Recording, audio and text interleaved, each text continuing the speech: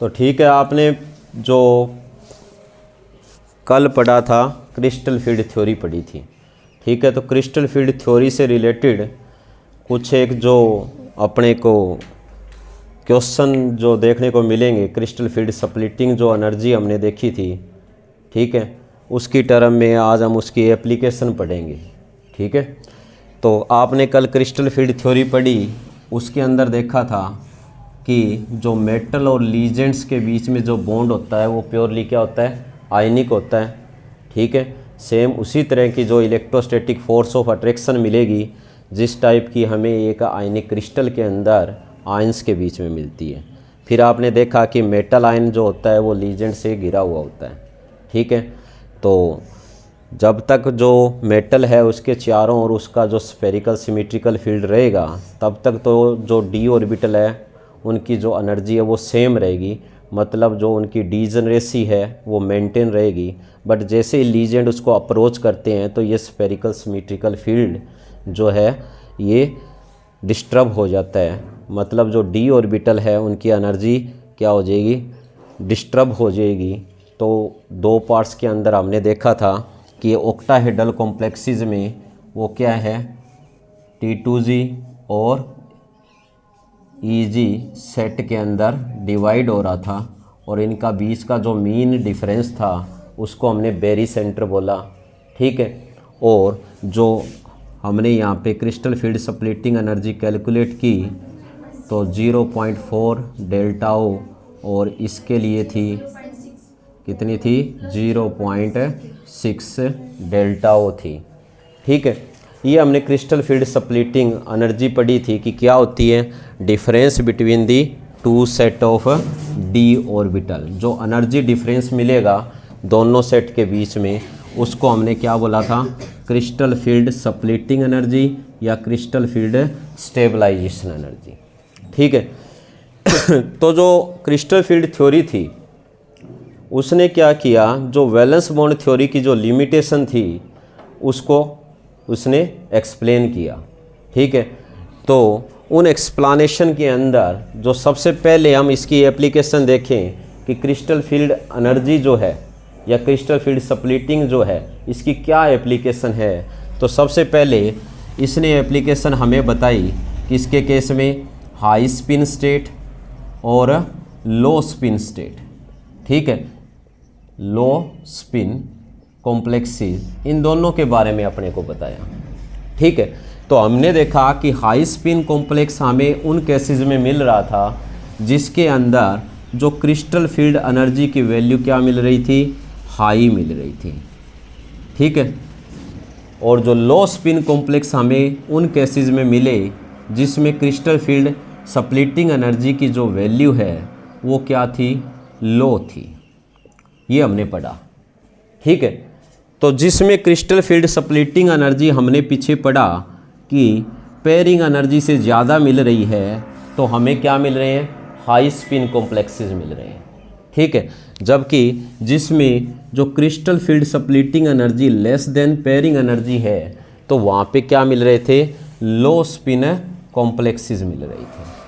ठीक है, और ये भी हमने देखा था कि जो स्ट्रॉन्ग फील्ड लीजेंड होते हैं, कौन से, स्ट्रॉन्ग फील्ड लीजेंड, ठीक है, वो बनाते हैं क्या, लो स्पिन कॉम्प्लेक्स। अरे उल्टा हो गया सारा। ठीक है, यहाँ पे क्या आएंगे, जो अपने को हाई स्पिन मिलेंगे, और यहाँ क्या मिलेंगे, लो स्पिन मिलेंगे। ठीक है, क्योंकि क्रिस्टल फील्ड स्प्लिटिंग एनर्जी जब ज़्यादा होगी तभी पेयरिंग होगी, तभी पेयरिंग होगी, तो मतलब लीजेंड की है ना ये क्रिस्टल फील्ड स्प्लिटिंग एनर्जी। ठीक है, तो लीजेंड की क्रिस्टल फील्ड स्प्लिटिंग एनर्जी ज़्यादा होती है, उसी के कारण ही उनको हम क्या बोलते हैं, स्ट्रॉन्ग फील्ड लीजेंड बोलेंगे। ठीक है, और वो क्या बनाएंगे, लो स्पिन कॉम्प्लेक्स बनाएंगे। ठीक है, जबकि जिनकी क्या होगी, crystal field splitting energy low होगी तो वहाँ पे पेयरिंग नहीं होगी, मतलब उसकी एनर्जी कम है, तो हमें क्या मिलेंगे, हाई स्पिन कॉम्प्लेक्स मिलेंगे। तो ये बना रहे थे वीक फील्ड लीजेंड। ठीक है, कौन बना रहे हैं, वीक फील्ड लीजेंड। तो हमने देखा था यहीं पे एक स्पेक्ट्रोकेमिकल सीरीज भी देखी ना। स्पेक्ट्रोकेमिकल सीरीज क्या बताती है कि ये बताती है कि arrangement of the legend in order of their increasing crystal field splitting energy. पढ़ी ना ये हमने, क्या थी ये? अरेंजमेंट किसकी? लीजेंड की। Arrangement of legend in order of their increasing, in order of their increasing crystal field splitting energy. तो उसको हमने स्पेक्ट्रोकेमिकल सीरीज बोला। तो ये हम इसलिए बना रहे हैं क्योंकि हमने पढ़नी है इसकी लिमिटेशन क्रिस्टल फील्ड थ्योरी की, ठीक है। तो उसमें हमने देखा था कि जो क्रिस्टल फील्ड स्प्लिटिंग एनर्जी है वो इस तरह क्या हो रही है? इंक्रीज हो रही है ना। ये आपने यहाँ पे देखा था, बीच में मैं मिस कर देता हूँ, ठीक है। यानी इंक्रीज होती जाएगी, ठीक है। अमोनिया, फिर इथेन 1,2 डाइअमाइन, इसी तरह साइनाइड और फिर कार्बोनिल। सबसे ज़्यादा किसकी दी है? कार्बोनिल। तो जो ये है इधर वाले, इनको इसने बोला वीक फील्ड लीजेंड। क्या बोला? और जो राइट में अपने को दिए हैं वो क्या है? स्ट्रॉन्ग फील्ड लीजेंड, ठीक है। ये बातें समझनी ज़रूरी है क्योंकि लिमिटेशन ऐसे समझ में नहीं आएगी क्रिस्टल फील्ड थ्योरी की, ठीक है। तो साथ के साथ इसी सीरीज़ के लगते हम इसकी लिमिटेशन भी कर लेते हैं, ठीक है। तो जो क्रिस्टल फील्ड स्प्लिटिंग एनर्जी है, हमें पता है कि जैसे ही आप लेफ़्ट से राइट जा रहे हो तो ये क्या हो रही है? इंक्रीज़ हो रही है ना, ठीक है। तो जो लिमिटेशन थी क्रिस्टल फील्ड थ्योरी की वो देखो क्या थी। कल लिमिटेशन बच गई, वो लिमिटेशन अब यहीं पे एक्सप्लेन हो जाएगी। फर्स्ट लिमिटेशन ये थी कि जो ये लीजेंड है, ठीक है, एनाइनिक लीजेंड है, ठीक है। और एनाइनिक लीजेंड जो होते हैं वो स्ट्रॉन्ग होते हैं, ठीक है। तो जो इस सीरीज़ के अंदर अगर आप देखोगे तो इनको कहाँ पे रखा गया है? लो एंड पे रखा गया है, मतलब वीक फील्ड लीजेंड की सीरीज़ में रखा गया है, ठीक है। तो फर्स्ट लिमिटेशन यही है कि एनाइनिक लीजेंड कहाँ पे प्लेस किए हैं? At the low end of the spectrochemical series. समझ में आया? इसी से क्लियर होगा ये, ठीक है। और जो सेकंड वन जो लिमिटेशन अपने को दी है वो क्या दे रखी है? ये कह रहा है कि जो क्रिस्टल फील्ड थ्योरी थी उसने मेटल लीजेंड बॉन्ड को प्योरली आयनिक माना है। क्या माना है इसने? आयनिक, ठीक है। इसने कोवलेंट करेक्टर का कोई डिस्कशन नहीं किया, ठीक है। कोवलेंट करेक्टर को क्या कर दिया? इग्नोर कर दिया। तो इसकी दो ही लिमिटेशन अपने को दी हुई है, ठीक है। तो अब हम जो क्रिस्टल फील्ड ये जो स्प्लिटिंग एनर्जी है इसकी एप्लीकेशन में हम स्टडी कर रहे थे कौन से? वीक फील्ड लीजेंड और स्ट्रॉन्ग फील्ड लीजेंड, या हाई स्पिन कॉम्प्लेक्स या लो स्पिन कॉम्प्लेक्स। क्लियर हुआ? उसके बाद जो सेकंड एप्लीकेशन थी वो क्या थी? यहाँ पे कलर। जो कोऑर्डिनेशन कंपाउंड्स हैं या जो ट्रांजिशन एलिमेंट्स हैं वो क्या शो करते हैं? कलर शो करते हैं। इम्पोर्टेंट क्वेश्चन है और कलर की जो एक्सप्लानेशन है वो हमें यहीं से मिलती है। जो क्रिस्टल फील्ड थ्योरी थी उसी ने बताया कि जो कॉम्प्लेक्सेस है वो कलर किस तरह शो कर रहे हैं, ठीक है। तो हमने देखा कि जो कोऑर्डिनेशन कंपाउंड के अंदर जब मेटल एटम होता है उसको जैसे ही लीजेंड अप्रोच करते हैं, ठीक है, तो मेटल का जो डी ऑर्बिटल है 2 पार्ट्स के अंदर क्या हो रहा है? डिवाइड हो रहा है। एक लो एनर्जी का T2G सेट मिल रहा है अगर ऑक्टाहेड्रल कॉम्प्लेक्स की बात करें, और एक हाई एनर्जी का EG सेट मिल रहा है। समझ में आई बात? ठीक है। तो यहाँ पे इसने बताया कि जब भी कोई सैंपल अपने को दिया होता है किसी भी कॉम्प्लेक्स कंपाउंड का, ठीक है, जब उसके ऊपर लाइट पड़ती है, ठीक है, तो वो क्या होती है? Visible light. यानी वैसे ही वाइट लाइट पड़ेगी तो उस लाइट का क्या होगा? कुछ पार्ट क्या हो जाता है? एब्जॉर्ब हो जाएगा। क्या हो जाएगा? कुछ का एब्जॉर्प्शन हो जाता है, ठीक है। लाइट का कुछ का क्या हो जाएगा? एब्जॉर्प्शन हो जाएगा। और कुछ एक लाइट क्या कर दी जाएगी? रिफ्लेक्ट कर दी जाएगी, या रिफ्रैक्ट कर दी जाती हैं। ठीक है, तो जो कॉम्प्लेक्सेस जो कलर शो करते हैं ना, वो किसके ऊपर डिपेंड करेगा, जो कलर की लाइट उसने क्या की है, रिफ्रैक्ट की है। ठीक है, और जैसे ही ये विजिबल लाइट जो इसके ऊपर पड़ती है ना, तो उस विजिबल लाइट की जो एनर्जी होती है उसका उतना ही मैग्नीट्यूड होता है जितना जो आपको कोई भी जो मेटल आयन दिया है उसकी क्रिस्टल फील्ड स्प्लिटिंग एनर्जी का जो मैग्नीट्यूड होता है। ठीक है, तो ये डिपेंड करेगा कि वाइट लाइट से उसने किस कलर को एब्जॉर्ब किया। जैसे अगर आप देखो कि आपको दिया है कॉपर सल्फेट। ठीक है, कॉपर सल्फेट की अगर हम बात करें तो ये हमें क्या दिखाई देता है, ब्लू कलर का दिखाई देता है। ठीक है, क्यों दिखाई देता है, क्योंकि ये रेड लाइट को क्या कर लेगा, एब्जॉर्ब कर लेता है। रेड लाइट का क्या कर लेगा, एब्जॉर्प्शन कर लेता है। समझ में आई। इसी तरह हमें जो कोबाल्ट का अगर कोई कॉम्प्लेक्स देखोगे तो वो भी हमें क्या दिखेगा, ब्लू कलर का दिखेगा।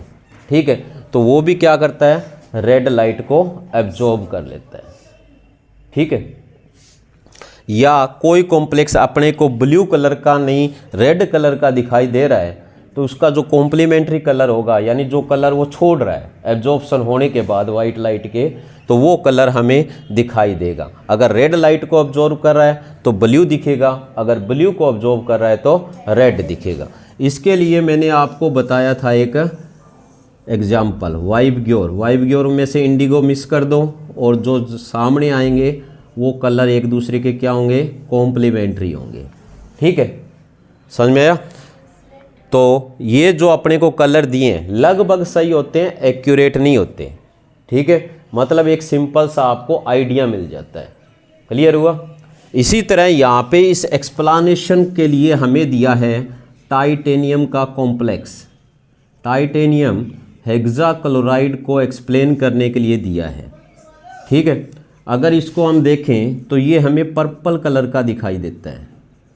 किस कलर का, पर्पल कलर का। क्यों दिखाई देता है, अगर आप टाइटेनियम को देखो तो इसके अंदर जो टाइटेनियम है इसका जो ऑक्सीडेशन स्टेट है वो 3 है। ठीक है, तो इसका मतलब इसका इलेक्ट्रॉनिक कॉन्फ़िगरेशन आप देखोगे तो आपको डी ऑर्बिटल के अंदर एक सिंगल इलेक्ट्रॉन मिलेगा। ठीक है, तो यहाँ पे इसने बताया कि अगर क्रिस्टल फील्ड थ्योरी के अकॉर्डिंग आप इसको समझ रहे हो तो इसने यहाँ पे शो किया है कि इसके जो T2G ऑर्बिटल है उसके अंदर क्या है, एक सिंगल इलेक्ट्रॉन प्रेजेंट है। ठीक है, जैसे ही इसके ऊपर लाइट रेज पड़ती है यानी विजिबल लाइट पड़ेगी, ठीक है, तो ये क्या कर लेगा, उसका जो येलो कलर है उसको क्या कर लेगा, एब्जॉर्ब कर लेगा। कई बुक्स में येलो एंड ग्रीन दोनों लिखे हैं। ठीक है, उन कलर को क्या कर लेता है, एब्जॉर्ब कर लेता है। तो क्या होगा, यानी जैसे ही इसके ऊपर लाइट रेज पड़ेगी तो जो इलेक्ट्रॉन है वो लो एनर्जी स्टेट से कहाँ पे चला जाएगा, हाई एनर्जी स्टेट में चला जाएगा। ठीक है, तो इलेक्ट्रॉन्स क्या कर रहा है, जितनी विजिबल लाइट पड़ रही है वो विजिबल लाइट की जो एनर्जी है हमें पता है किसके इक्वल होती है, जो कोई भी मेटल होता है उसकी जो क्रिस्टल फील्ड स्प्लिटिंग एनर्जी जो होती है उसके लगभग इक्वल होती है। इसलिए उस एनर्जी को अब्जॉर्ब करके इलेक्ट्रॉन क्या है, ग्राउंड स्टेट से एक्साइटेड स्टेट में चला जाएगा। और हमें पता है एक्साइटेड स्टेट जो होता है वो अनस्टेबल होता है।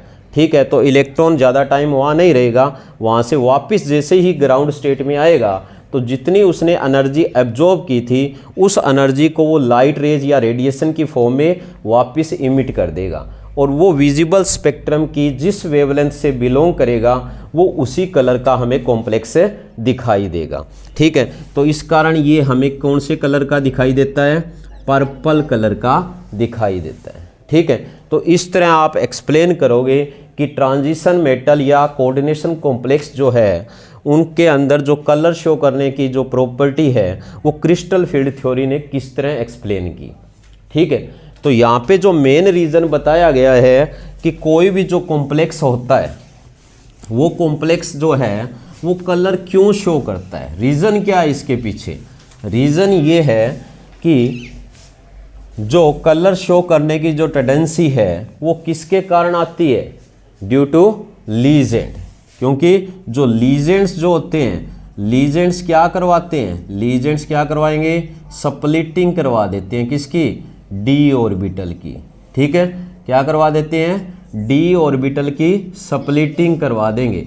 जब वो स्प्लिटिंग कराएंगे तभी वहाँ पे क्या होगा, हमें पता है T2G से EG सेट मिलेंगे, तभी इलेक्ट्रॉन T2G से EG में जाएगा। मतलब एक डी ऑर्बिटल से दूसरे डी ऑर्बिटल में जा रहा है, तो सीधी सी बात है आप उसको बोलते हो DD ट्रांजिशन।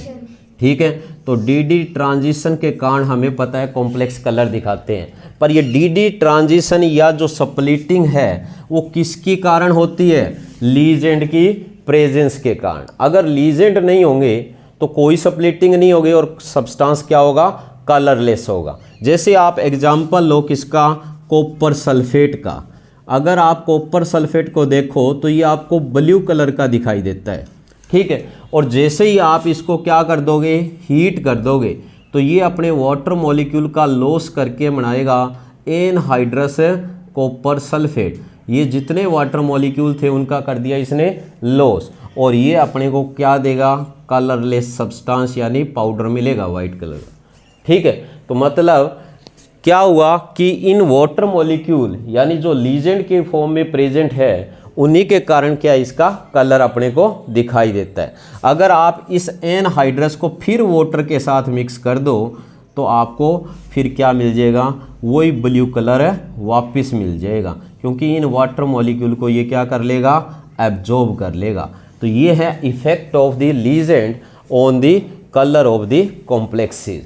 ठीक है, तो वो भी हम स्टडी करेंगे। यहाँ पे इसने बताया है कि जो मेटल एटम होता है, ठीक है, मेटल एटम जो होते हैं ना वो अलग अलग टाइप के लीजेंड के साथ अलग अलग टाइप के कलर शो करेंगे।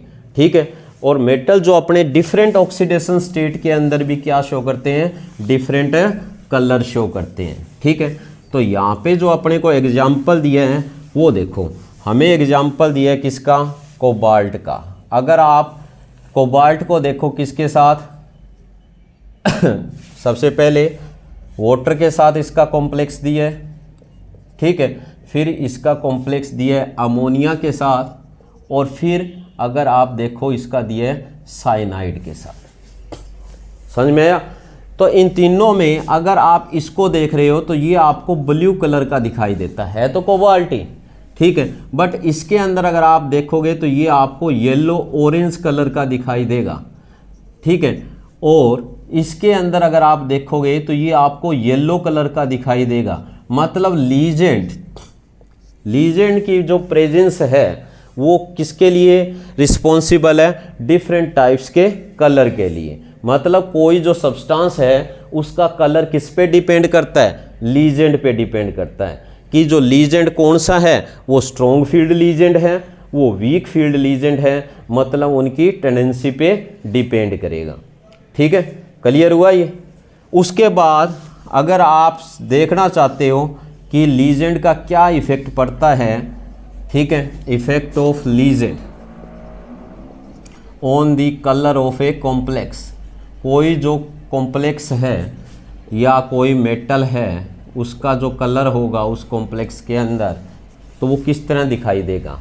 ठीक है, तो यहाँ पे इसने एग्जाम्पल लिए है अपने पास, निकल जो का कॉम्प्लेक्स दिया है अपने को। ठीक है, अगर आप निकल के इस कॉम्प्लेक्स को देखो तो ये आपको दिखाई देगा ग्रीन कलर का। समझ में आई बात? ठीक है, पर ये कह रहा है कि अगर मैं इसके लीजेंड की रिप्लेसमेंट करवा दूं किसी बाइडेंटेट लीजेंड के साथ तो इसका कलर चेंज हो जाएगा। क्यों? क्योंकि जो वाटर है यानी वाटर के जो लीजेंड है वो किसके साथ रिप्लेस होंगे, निकल के साथ। तो अपने को जो कलर दिखाई देगा वो कौन सा कलर देखने को मिलेगा, तो इसका कलर उन लीजेंड के कारण क्या हो जाएगा, चेंज हो जाएगा। ठीक है, तो ये ग्रीन से कौन से कलर के अंदर आ जाएगा, ये अपने को किस में मिलेगा, पेल ब्लू कलर अपने को देखने को मिलेगा, या ब्लू लिख सकते हो।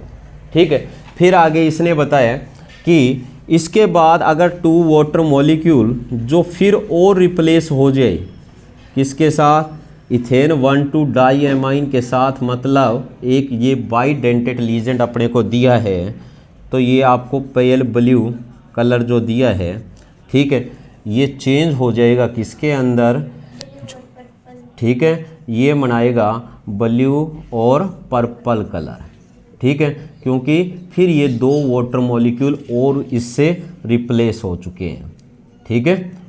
फिर अगर आप इसको और ट्रीट करोगे तो आपको मिलेगा लास्ट कलर वॉयलेट। क्या मिलेगा? वॉयलेट कलर का जो कॉम्प्लेक्स है वो मिलेगा। तो ये जो रिएक्शन है या ये जो आपको एग्जाम्पल दिया है वो किसको शो करता है? Effect of the legend on the colour of a complex, ठीक है। तो ये एक इम्पोर्टेंट क्वेश्चन बनता है जो कि एग्ज़ाम के हिसाब से इम्पोर्टेंट है, ठीक है। तो ये आपको यहाँ पे वॉयलेट कलर देखने को मिलेगा।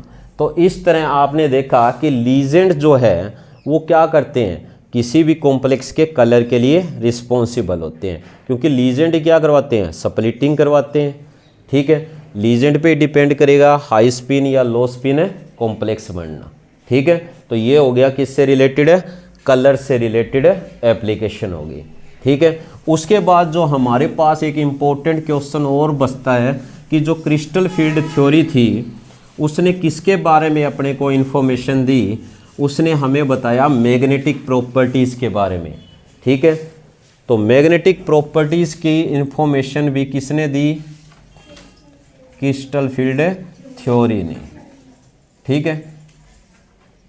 तो हमने देखा कि जो लीजेंड है हमें 2 तरह के मिल रहे हैं। एक तो मिल रहे हैं लीजेंड कौन से? स्ट्रॉन्ग फील्ड लीजेंड, ठीक है, और एक मिल रहे हैं वीक फील्ड लीजेंड, ठीक है।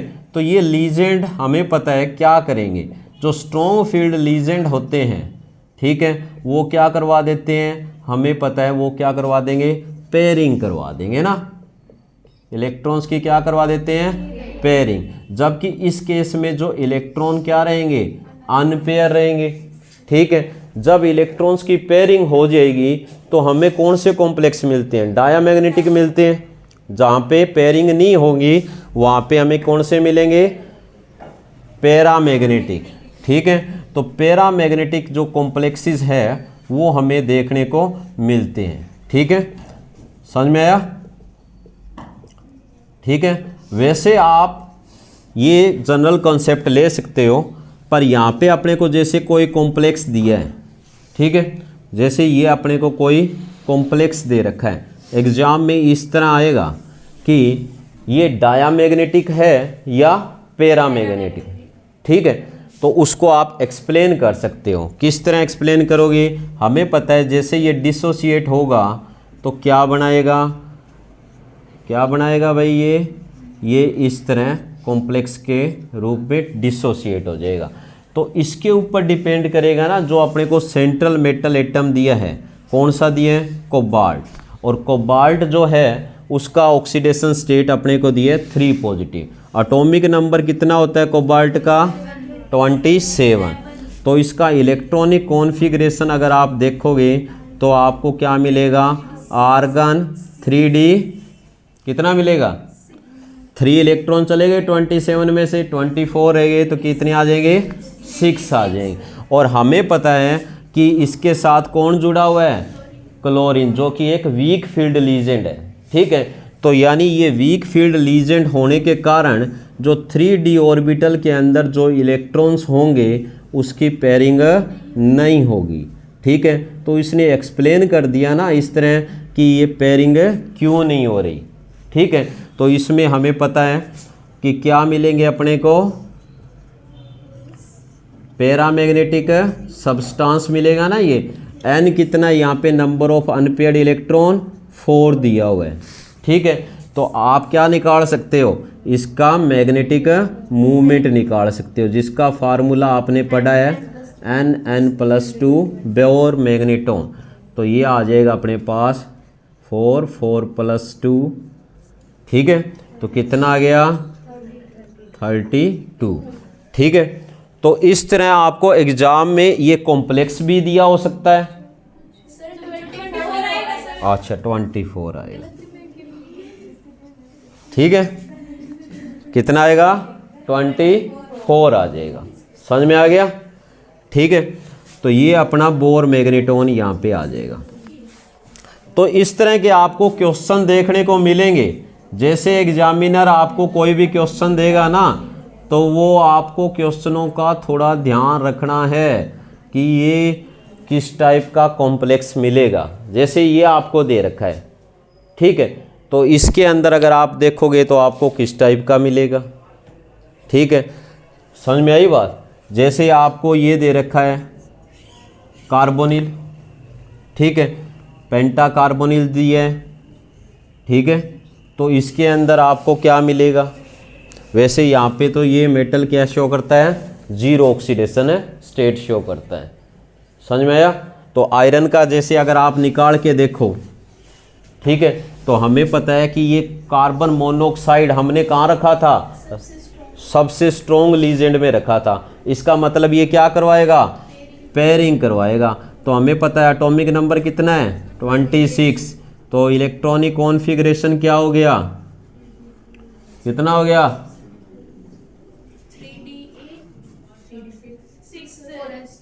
ठीक है। तो इसका मतलब क्या है, ये आपको 3d ऑर्बिटल दिया है और 3d ऑर्बिटल के अंदर कितने इलेक्ट्रॉन हैं, 6 इलेक्ट्रॉन प्रेजेंट हैं और 4s में 2 इलेक्ट्रॉन प्रेजेंट है ना।